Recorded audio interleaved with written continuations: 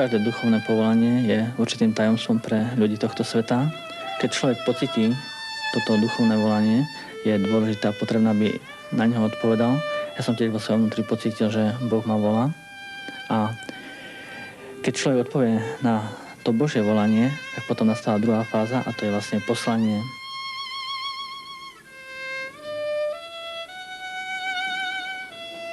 Ak prichádzate k ľuďom, skúste sa vžiť do ich života a vojsť ich dverami, ale výjsť svojimi.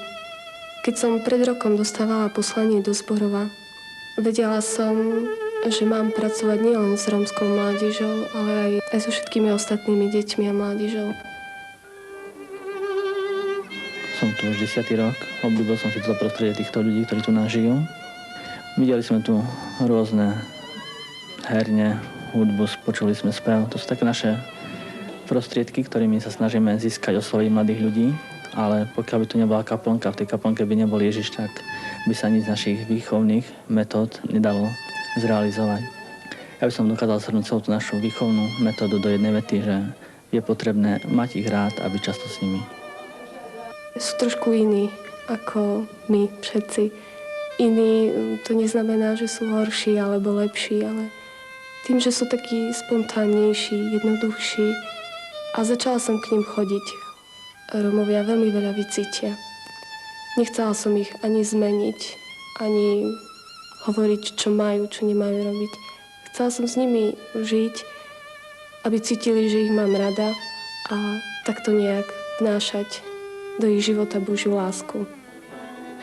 Často niekto začne pracovať s nimi a potom po určitom čase odskočí. Nedá sa to, nemá to zmysel.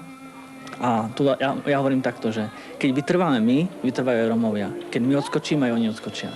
Ja si myslím, že každý človek, keď cíti, že ho niekto má rád, tak vlastne na to sme citliví, hej, že a človek cíti, či to je taká falošná láska, alebo či človek je taký, že teraz sú tu iba Rómovia, tak sa správam tak, a keď teraz budeme medzi bielými, medzi gadžami, tak sa budem správať k nim inak, alebo že ich nebudem poznať, alebo sa im neozdravím. Že mne nerobí problém sa pristaviť v meste pri nich a sa s nimi porozprávať. A oni cítia, že ja sa za nich nehambím.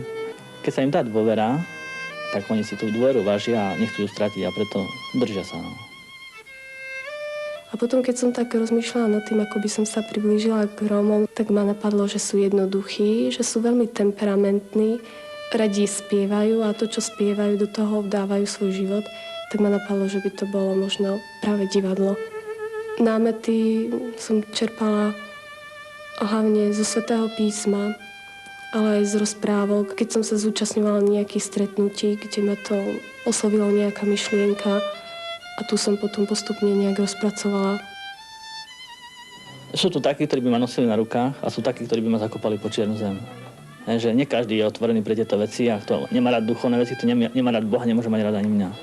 Ale zase myslím si, že aspoň väčšinu ľudí sú takí, ktorí sú otvorení a ktorí proste ma prijímajú a ma majú radi. Som spokojný s tým, čo žijem, ale určite, že sú niekedy chvíle veľmi ťažké, že človek sa zamýšľa, že má to zmysel, nemá to zmysel, že tieto otázky vychádzajú z môjho vnútra a potom sa človek utvrdí, že má to zmysel, ide sa ďalej. Keď človek dokáže to premôcť, tú krízu takú a ide ďalej a premôže tie ťažkosti, tak potom má z toho radosť.